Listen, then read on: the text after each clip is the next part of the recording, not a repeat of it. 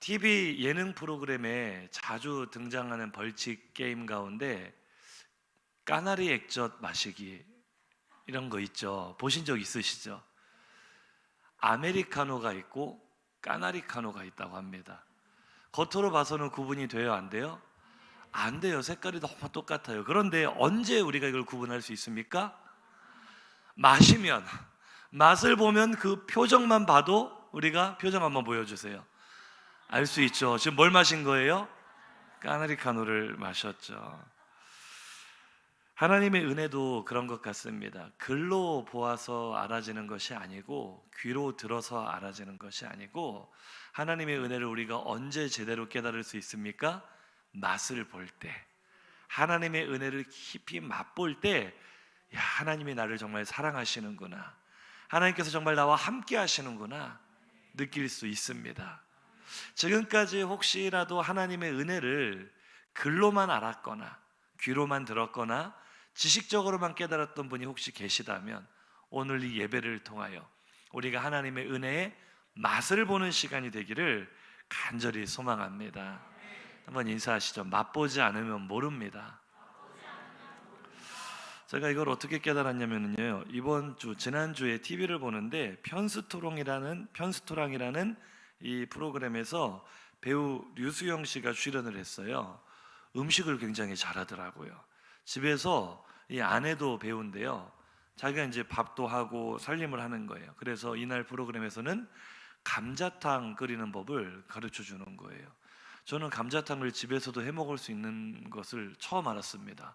굉장히 복잡하고 어려운 요리라고 생각을 했는데 쉽다라고 하면서, 굉장히 특이한 게요, 감자뼈와 콩나물만 가지고, 뭐 깻잎 조금 얹긴 했지만 콩나물만 넣고 이걸 끓이는 거예요.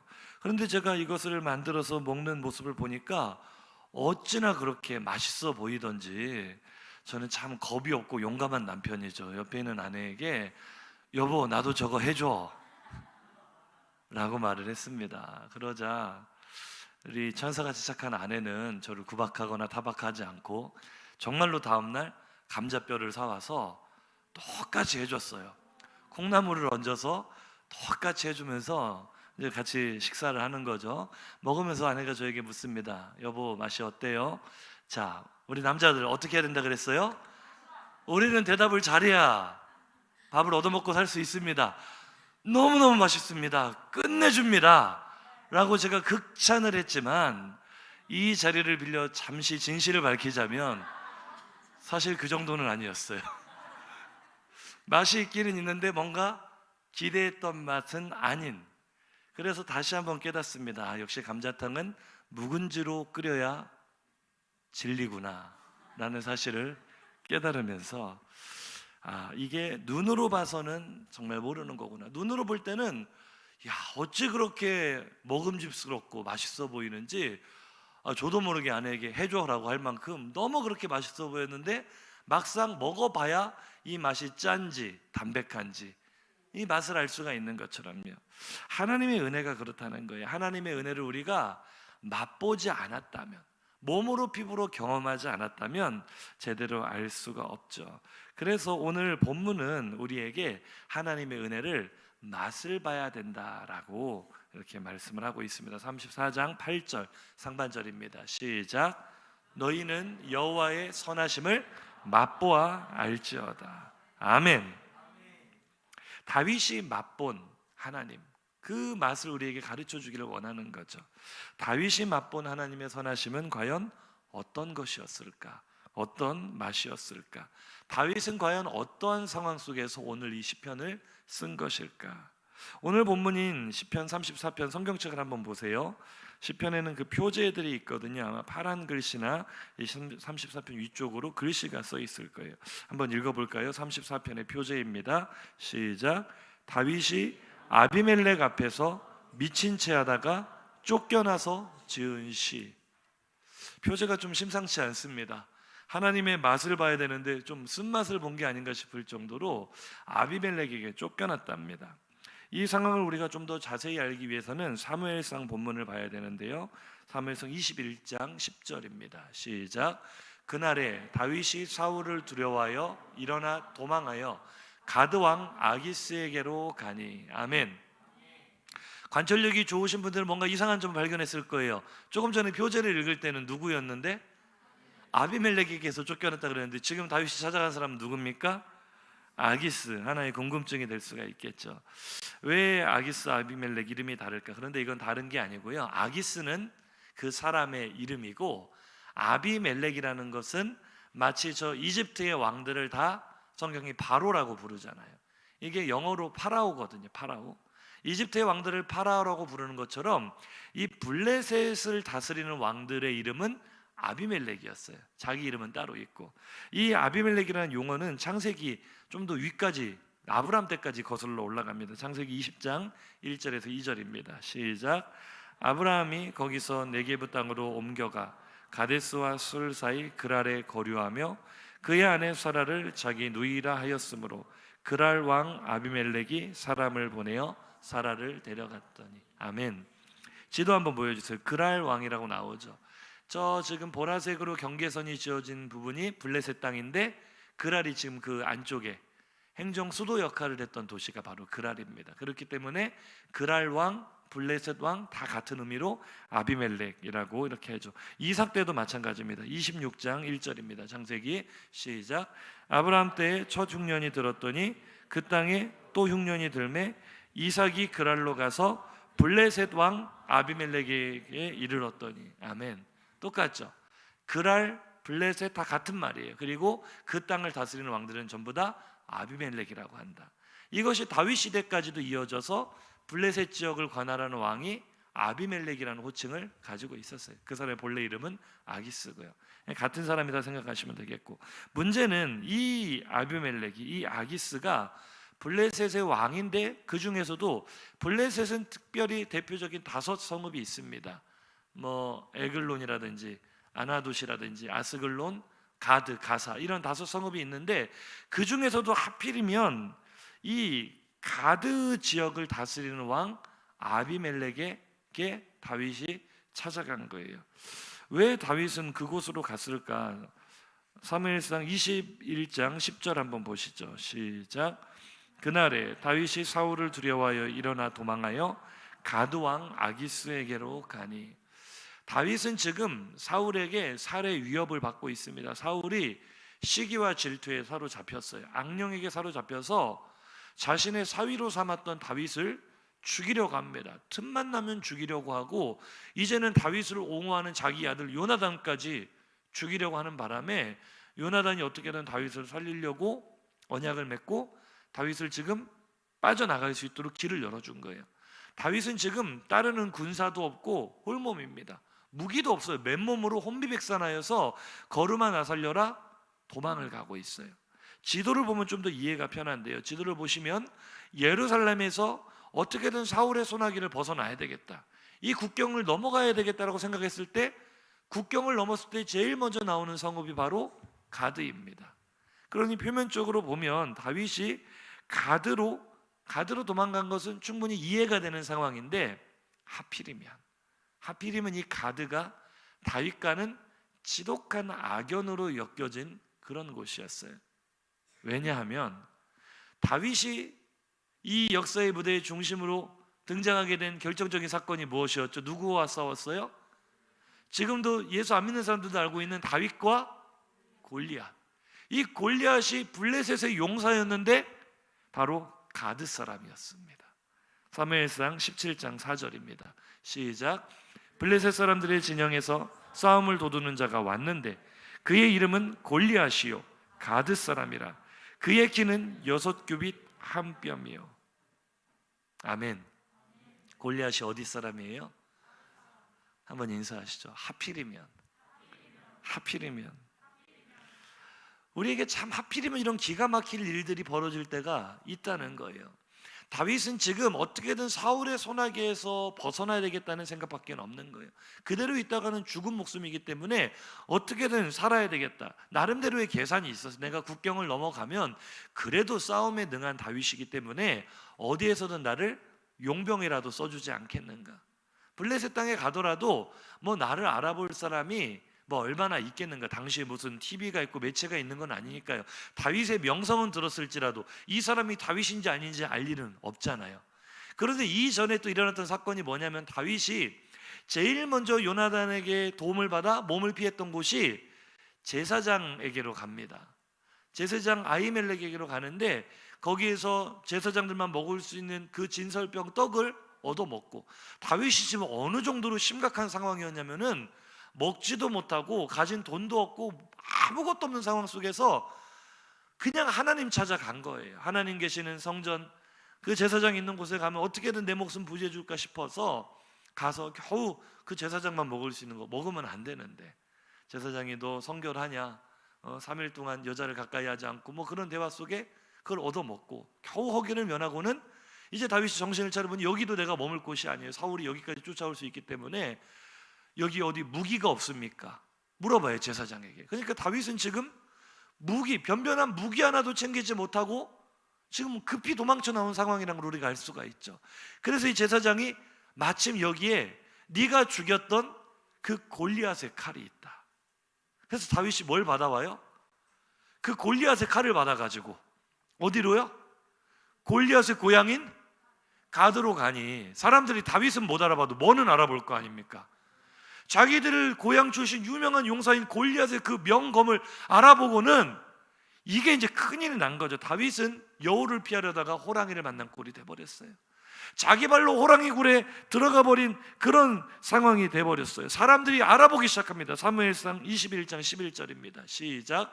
아기스의 신하들이 아기스에게 말하되 이는 그 땅의 왕 다윗이 아니니까 무리가 춤추며 이 사람의 일을 노래하여 이르되 사울이 죽인 자는 천천히요 다윗은 만만이로다 하지 아니었나이까 한지라. 아멘.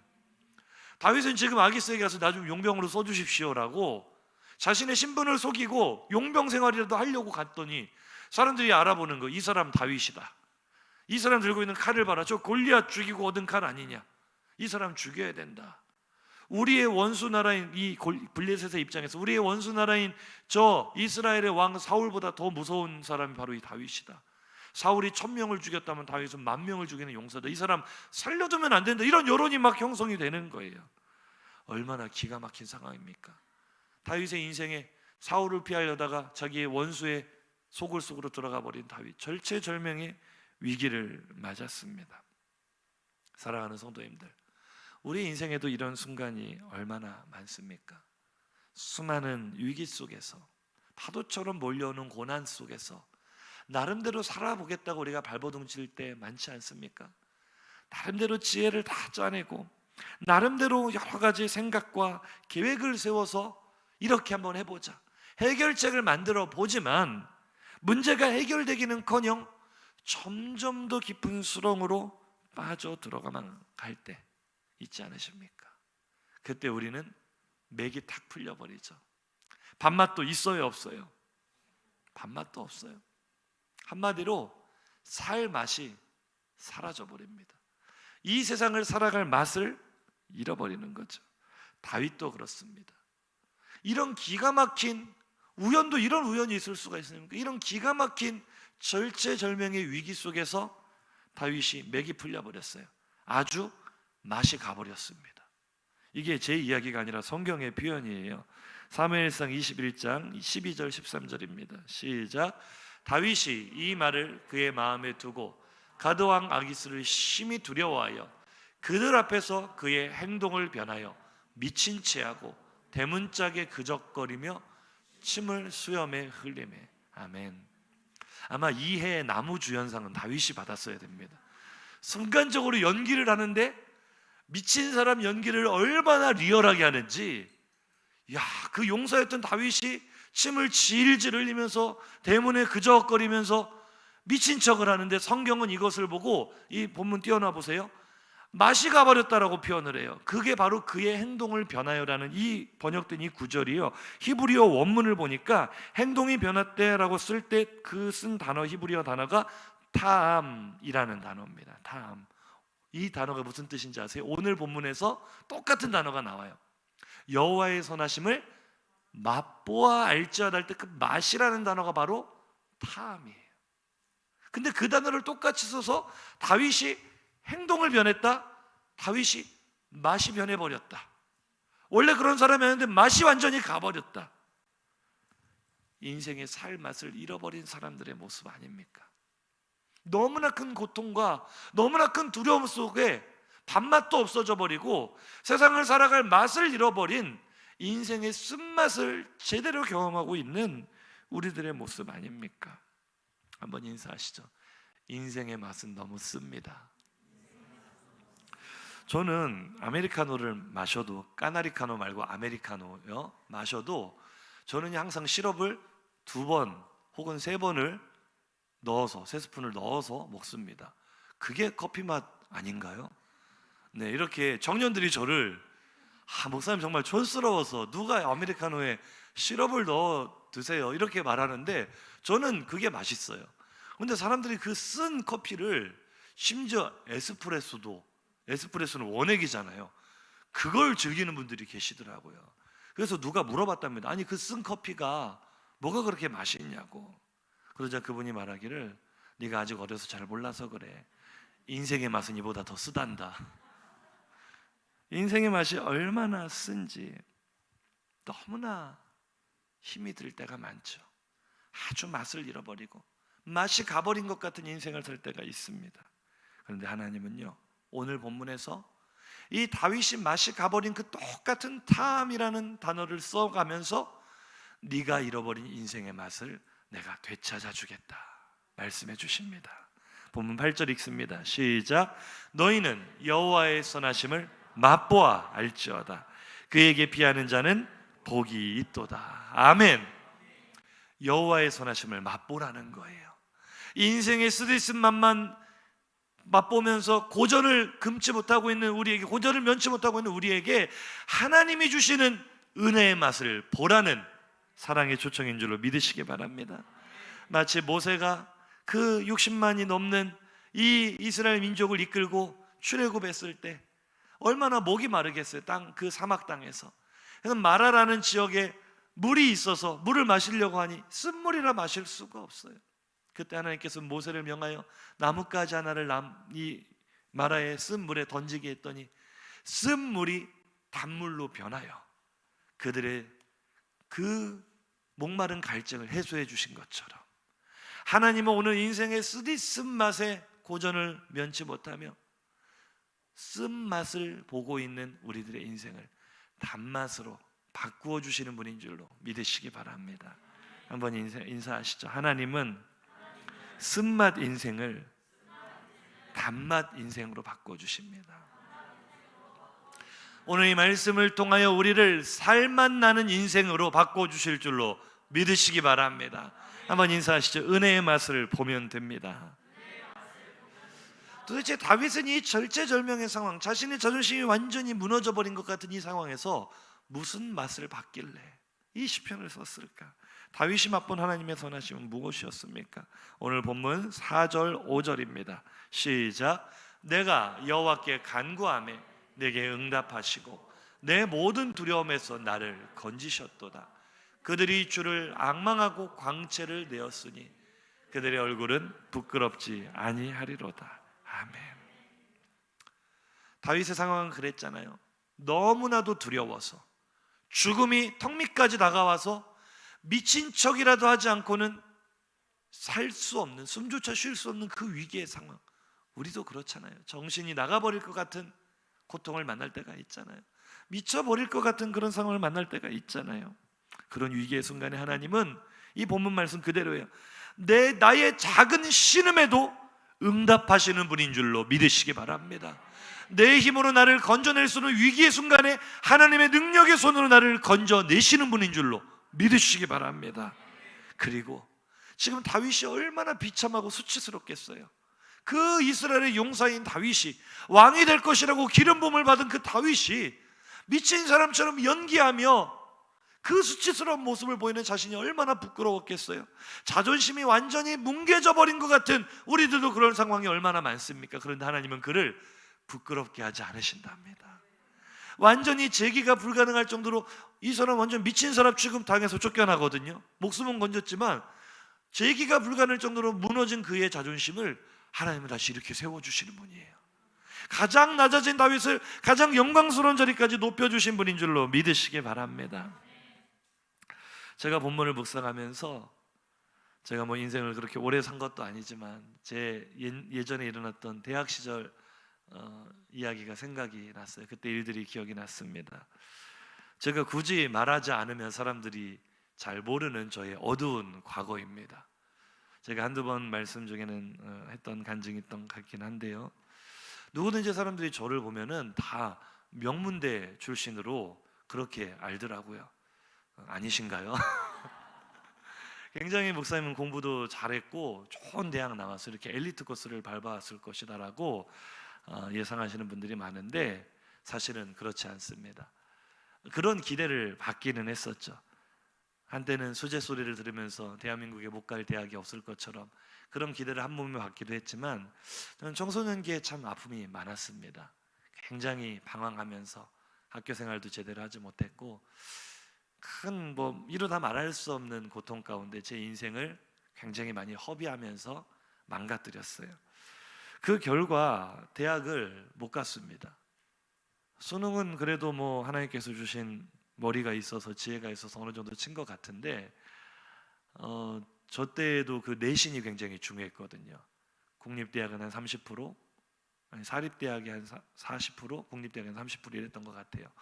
내신이 굉장히 중요했는데 수능 잘 봐도 내신 점수가 워낙에 학교 생활을 부끄럽지만 엉망을 했기 때문에 대학을 갈 수가 없는 거예요. 그래서 친구들 다 대학 갈 때 저는 이 패배의 쓴맛을 봤죠. 사실 대학에 가고자 하는 의지도 없었고 생각도 없고 꿈도 없는 그런 힘든 시기이긴 했지만 대학을 안 가려고 그랬는데, 참 그때 당시 부모님의 마음이 어땠을까 생각해보면 제가 참 많은 불효를 했죠. 당연히 우리나라 최고 대학이라도 들어갈 줄 알았던 아들이 아무 데도 못 가게 되고, 저는 공장이라도 들어가 돈 벌겠다고 막 철없이 그렇게 우기고 있는데 아버지가 저 몰래 원서를 내서 전문대에 들어가게 원서를 쓰신 거예요. 거기는 누구나 원서만 내면 들어갈 수 있는, 원서와 돈만 내면 들어갈 수 있는 그런 학교였습니다. 저는 거기도 막 가기 싫다고 대들고 떼쓰고 그런 철없는 행동을 했었는데, 지금 생각해보면 그 원서를 넣을 때 부모님의 마음이 어땠을까. 우연히도 그 대학도 줄임말은 S대입니다. 나름 S대를 가기는 했어요. 어쨌거나 그 대학을 다니면서 그 학교 첫 입학식 날 이제 학교 캠퍼스를 갔는데, 학창 시절에 친한 친구인데 저는 늘 성적이 최상위권에 있었고 이 친구는 공부와 아주 담을 쌓았던, 아주 그냥 성적하고는 관심이 없었던 제일 하위권에 늘던 친구를 만난 거예요. 그 학교에서. 그 친구가 저를 보더니 하는 말이, 너 여기 웬일이냐? 네가 우리 학교에 웬일이냐라고 물어보는데, 그때 제가 살면서 제 인생에서 처음으로 부끄러움을 느꼈어요. 그때까지는 아무 감각도 없고 생각도 없고 꿈도 없고 그렇게 제 인생을 망가뜨리면서 방황하며 살았는데, 그 친구가 너한테 네가 여기 웬일이야? 라는 말을 듣는 순간 여기가 내가 있을 곳이 아닌가 라는 생각이 들면서 처음으로 부끄러움이 들더라고요. 이게 19살 때입니다. 제가 생일이 빨라서 학교를 일찍 들어갔기 때문에 19살에 대학교 1학년이었거든요. 그런데 어쩌겠어, 이미 엎질러진 물인데 이미 와버렸는데. 그런데 제가 그때 당시 좀만 더 똑똑하고 했더라면 재수라도 하고 이런 꿈이라도 꿨을 텐데 의욕이 없었어요. 의욕이. 그냥 이대로 살다가 어떻게든 되겠지 아무 의욕도 없는데 도전할 자신이 없었던 거죠. 어떻게 보면 큰 패배감과 절망감에 짓눌려서 너무나 어린 나이였지만 새로운 도전을 할 만큼 저를 끌어줄 만한 멘토도 없었고 저를 도와주는 분도 없었고 너무 힘들었어요. 그래서 그냥 할 수 있는 것이라고는 한숨만 푹푹 내쉬는 것. 제가 원래 꿈은 교사가 되는 거였습니다. 왜냐하면 고등학교 시절에 너무 선생님들에게 상처가 많아서 나는 좀 아이들 이해해주고 좀 같이 놀아줄 수 있는 친구 같은 선생님이 되고 싶다. 대화를 해주는, 이야기를 들어주는 선생님이 되고 싶다. 이런 꿈이 있어서 교사가 되고 싶었는데 아시겠지만 저 학창 시절에도 이 교대나 사범대는 너무 이게 높았어요. 점수가 지방에 있는 학교든 서울에 있는 학교 너무나 높아서 이룰 수 없는 꿈이라고 생각하고 한숨만 쉬는 것뿐이지 할 수 있는 게 아무것도 없었습니다. 근데 이때도 또 아버지께서 저는 참 아버지 덕을 많이 보고 사는 것 같아요. 저 모르게 어디서 그 고급 정보를 입수하시고는 어떤 대학에 원서 접수를 하신 거예요.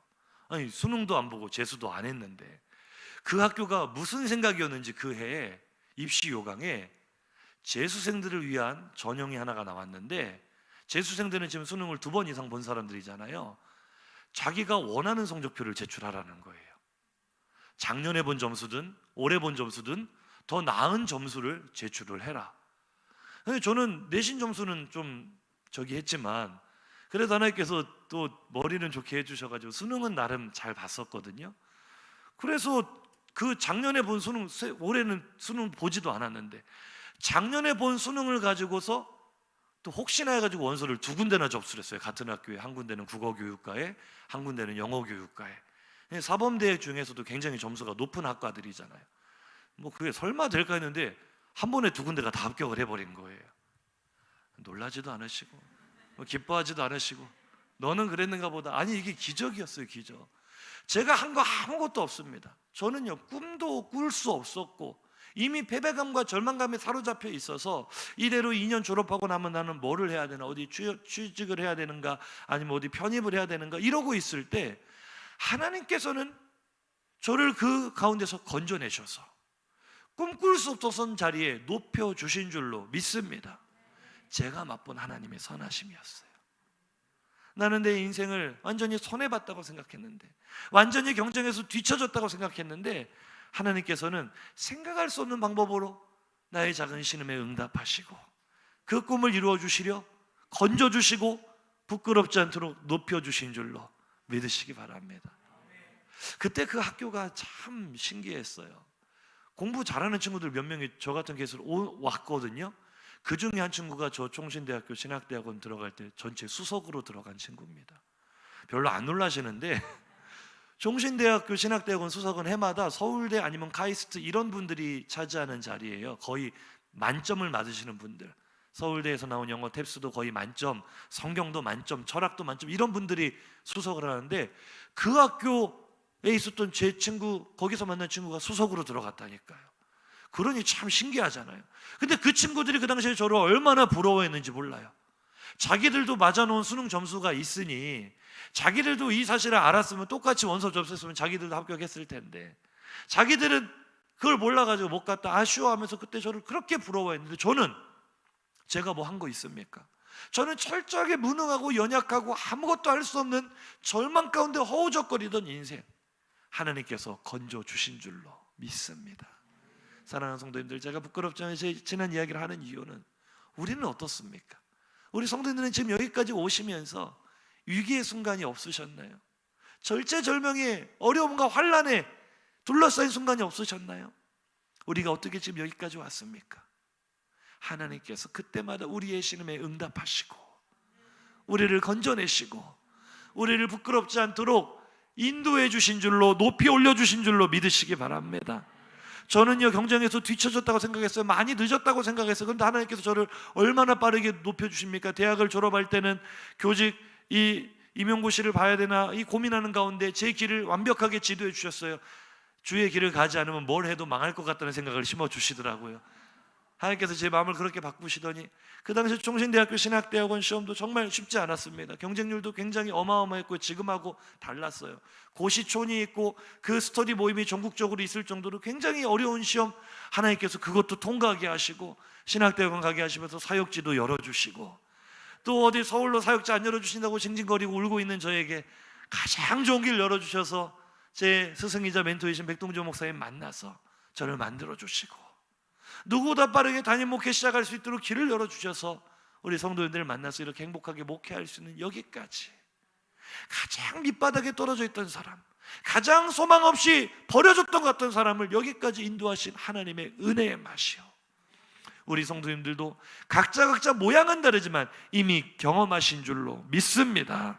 한번 인사하시죠. 은혜의 맛이 있습니다. 은혜의 맛이 있습니다.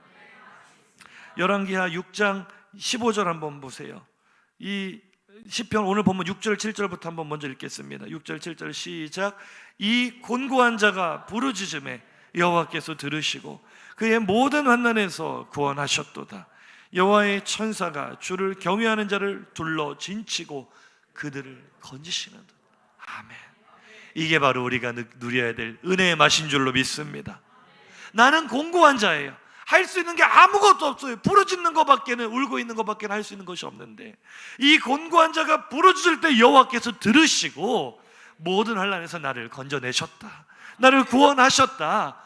수많은 문제가 나를 둘러싸고 나를 사망의 늪으로 몰아갈 때는 하나님께서 천사를 보내어 나를 둘러 진치시는 은혜. 하나님께 호위받고 에스코트 받는 그 맛을 아십니까? 그것이 바로 은혜의 맛입니다. 이 은혜의 맛을 본 사람들의 특징이 있어. 열왕기하 6장 15절입니다. 시작. 하나님의 사람의 사환이 일찍이 일어나서 나가보니 군사와 말과 병거가 성읍을 에워쌌는지라. 그의 사환이 엘리사에게 말하되, 아, 내 주여, 우리가 어찌하리이까 하니. 아멘. 은혜의 맛을 못 본 사람은요, 나를 둘러싼 문제만 보여요.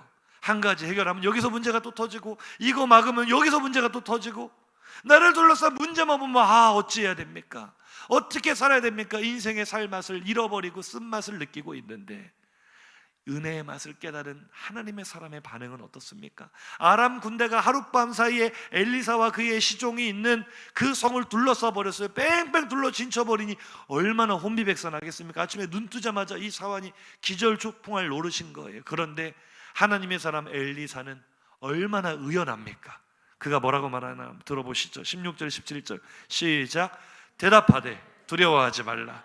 우리와 함께한 자가 그들과 함께한 자보다 많으니라 하고 기도하여 이르되, 여호와여 원하건대 그의 눈을 열어서 보게 하옵소서 하니, 여호와께서 그 청년의 눈을 여심해 그가 보니 불말과 불병거가 산에 가득하여 엘리사를 둘렀더라. 아멘.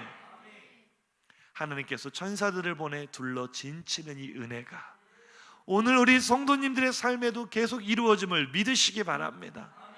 내가 못 보기 때문에 없다고 생각하는 거죠.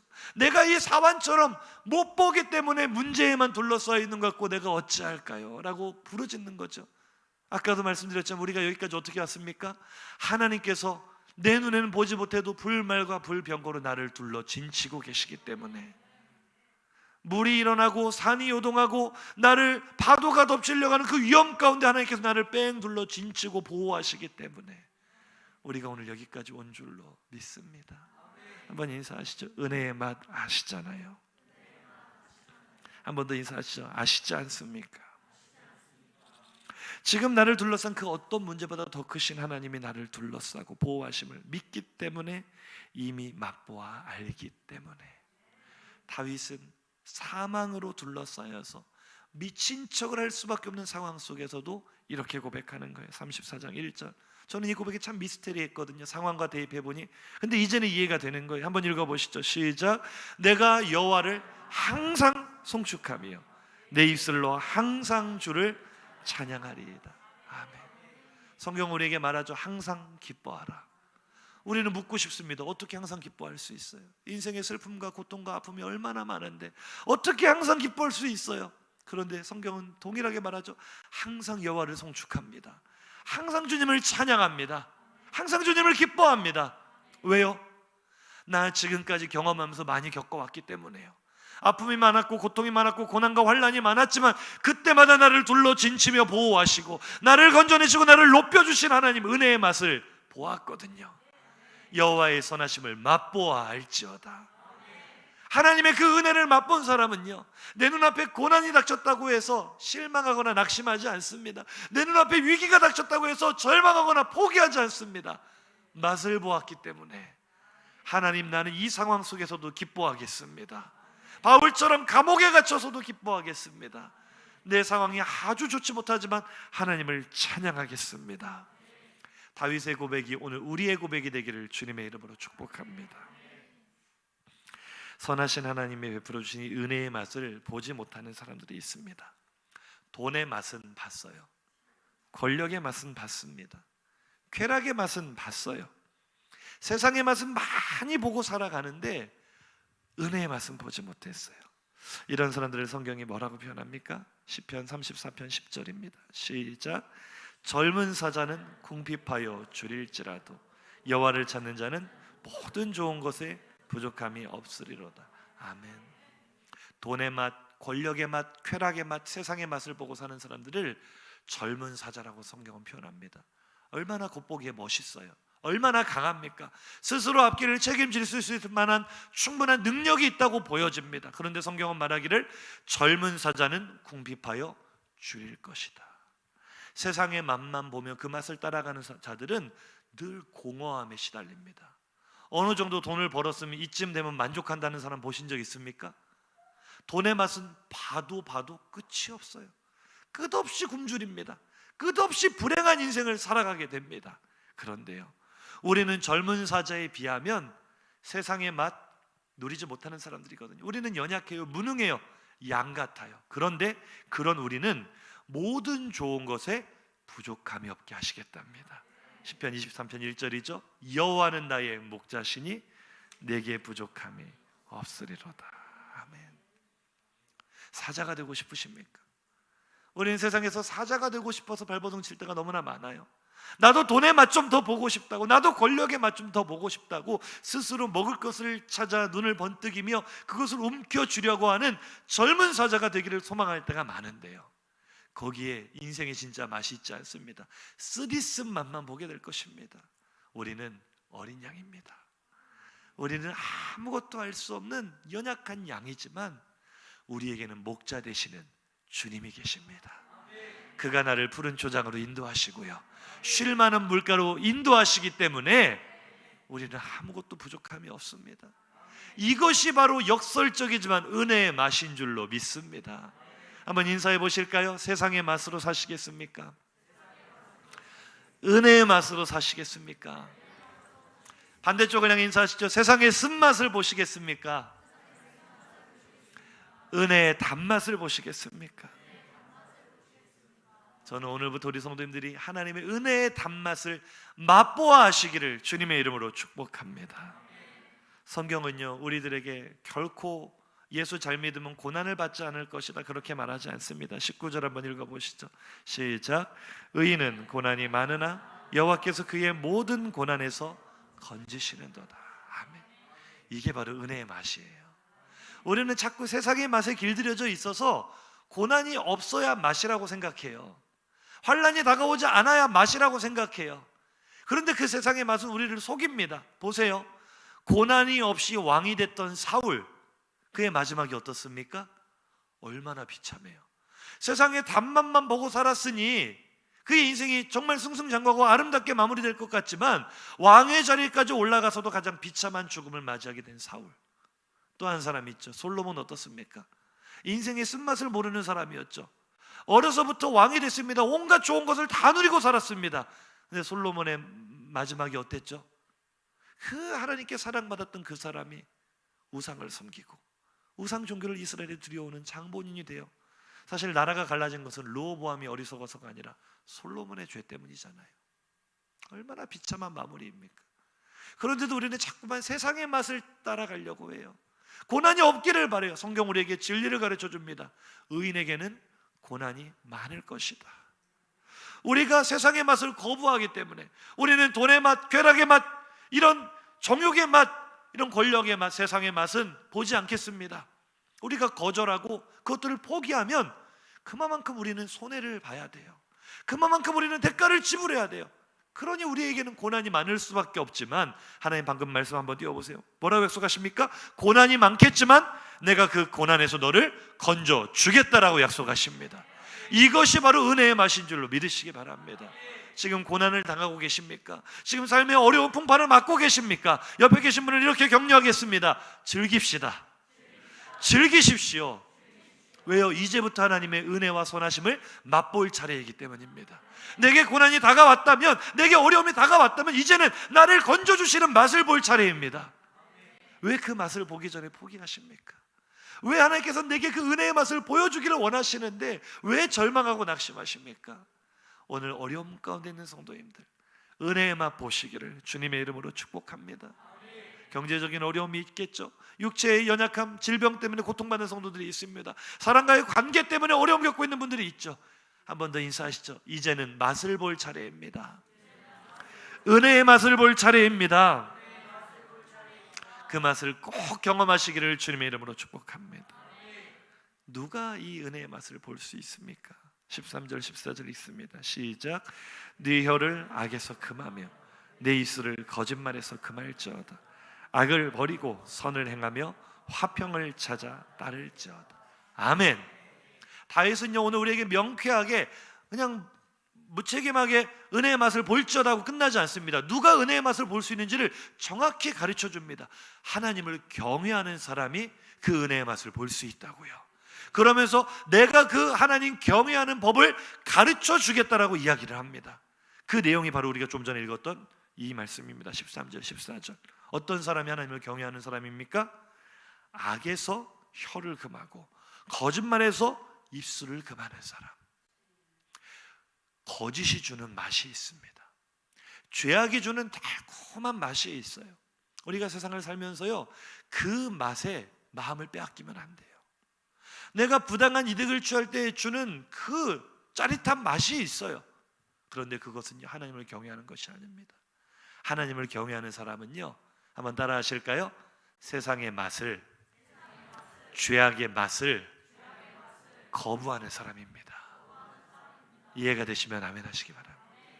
하나님 경외를요 어떤 우리의 지식이나 글로서나 우리의 종교 행위로 표현하지 않아요. 오늘 본문이 표현하는 하나님 경외는요 아주 실제적입니다.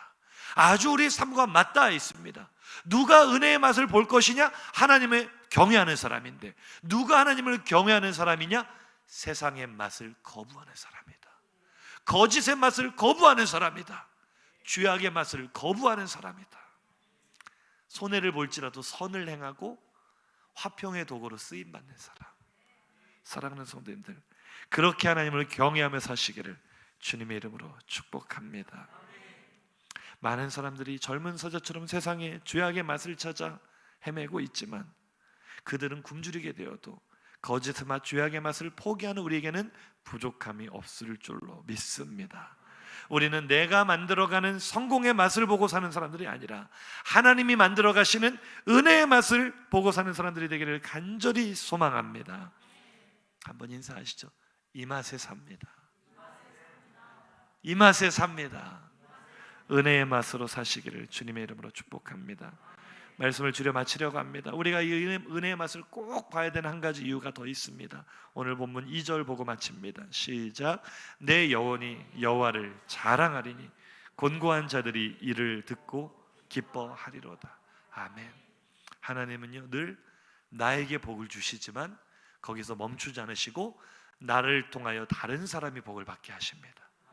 우리가 하나님의 선하심을, 하나님의 은혜를, 하나님의 인자하심을, 신실하심을 맛보아 알아야 될 이유가 여기 있습니다. 우리가 하나님의 은혜를 맛보면 우리는 다윗처럼 하나님을 항상 찬송하는 사람이 되고요, 방금 2절 띄워놓으세요. 하나님을 자랑하는 사람이 됩니다. 내가 이런 어려운 가운데 하나님께서 나를 건지시는 맛을 보았다. 하나님의 은혜를 자랑하는 간증의 주인공이 될 줄로 믿습니다.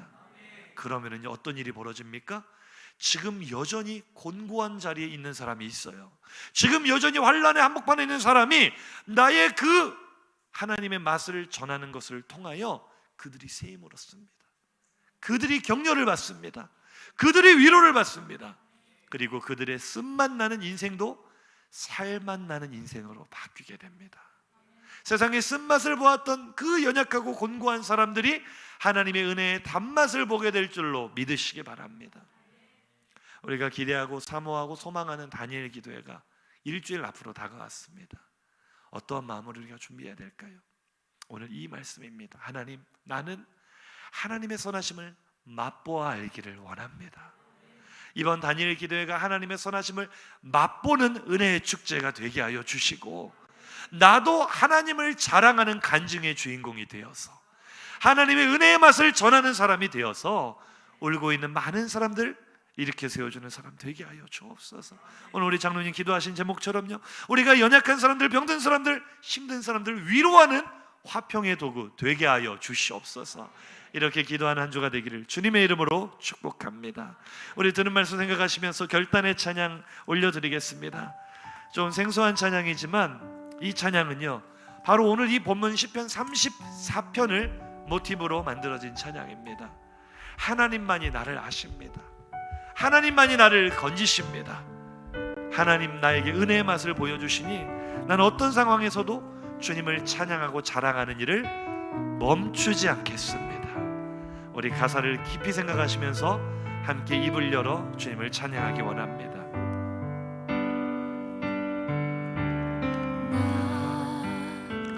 주를 찬양하는 내 소리 그치지 않으리. 나를 향한 주의 선하심을 맛보아 알기에. 우리 다윗처럼 고백하기 원합니다. 나는 주님을,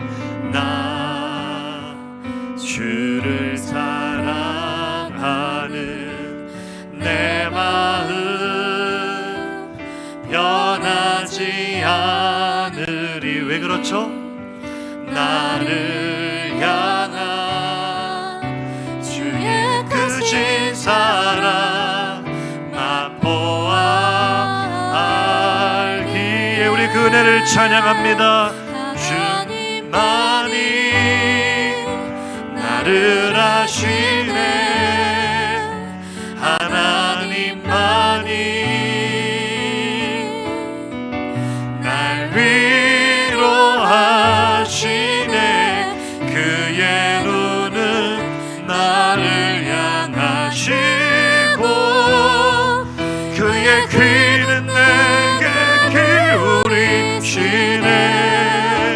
하나님만이 건지시네. 하나님만이 피난처 되시네. 내 간구함에 응답하시는 분 주를 찬양하리이다. 고백합니다. 우리 다윗처럼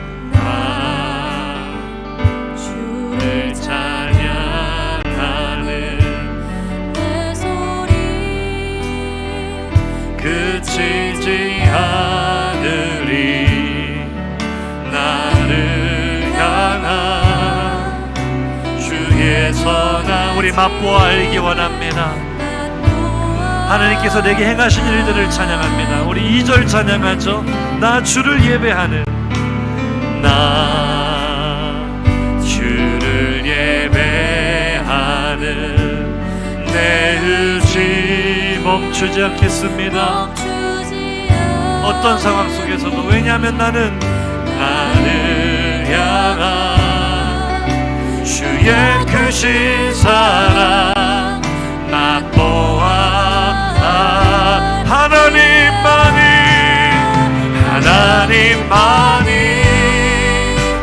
나를 아시네. 하나님만이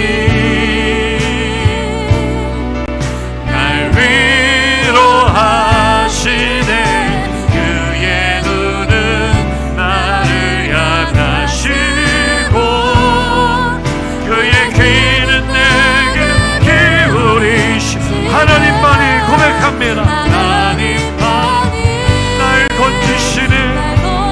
어떤 혼란에서도 나를 건져주시고 나를 둘러 진치며 보호해 주십니다. 비난처대 아멘 아멘. 내 간구함에 응답하시는 분 주를 찬양하리. 우리 다시 한번 마음을 담아 하나님만이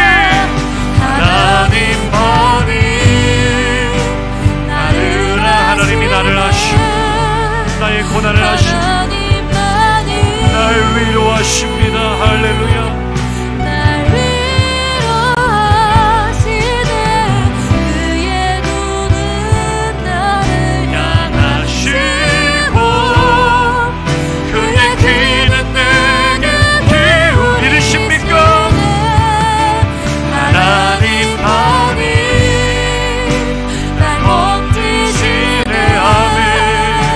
하나님만이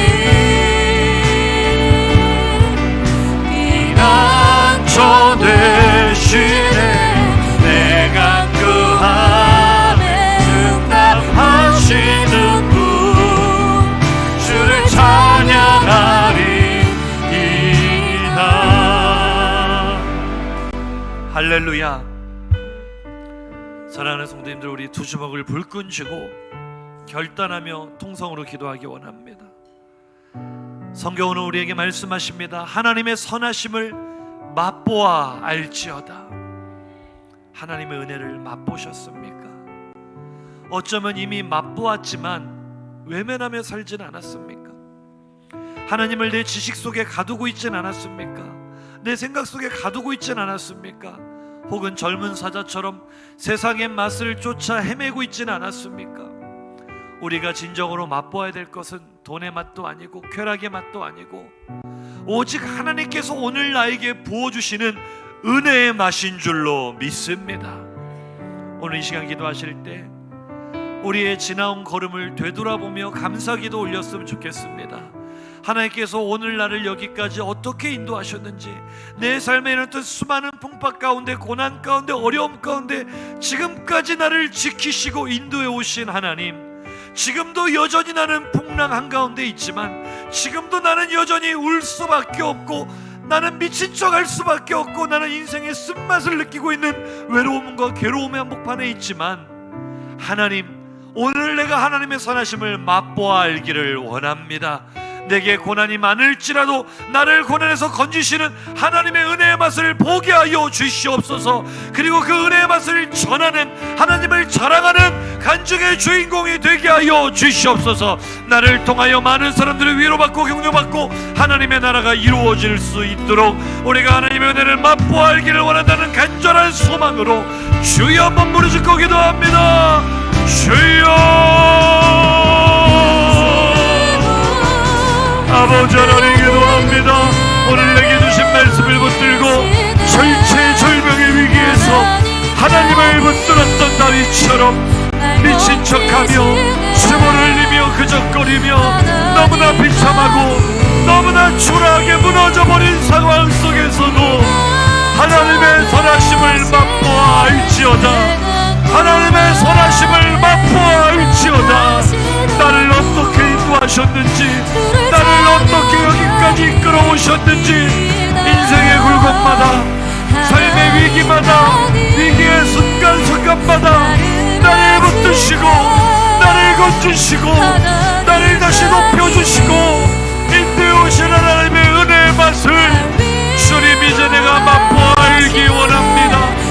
세상의 맛에 길들여진 내 혀를 악으로부터 금하게 하여 주시고 거짓의 맛, 유혹의 맛, 쾌락의 맛에 길들여진 나의 입술을 주님의 은혜의 맛으로 돌리게 하여 주시옵소서. 젊은 사자는 굶주릴지라도 오직 주님을 경외하며 주님의 은혜의 맛보기를 사모하며 살아가는 우리에게는 부족함이 없으리라 약속하셨습니다.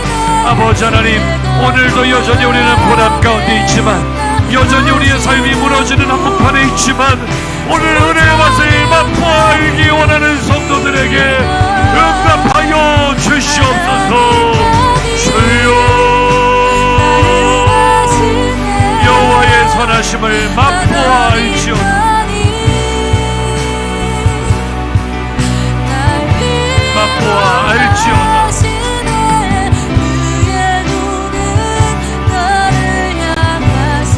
우리 함께 고백합니다. 그의 귀는 내게 기울이 하나님만이 준비하신 예물 봉헌하면서 계속 찬양합니다.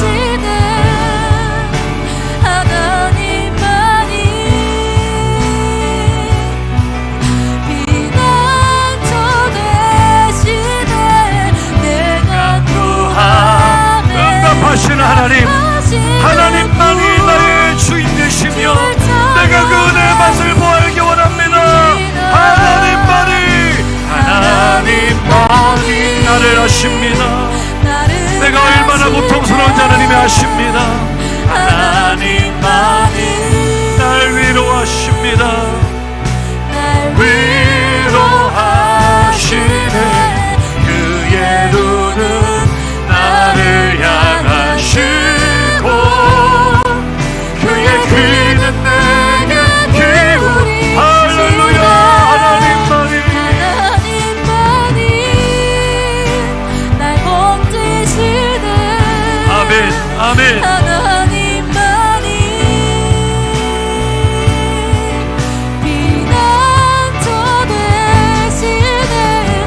내가 구함에 응답하시는 분 주를 찬양하리이다. 할렐루야. 하나님께 영광의 박수 올려드립니다. 가장 큰 박수로 하나님께만 영광 드립니다. 할렐루야. 우리 함께 인사하시죠. 맛보아 알지어다.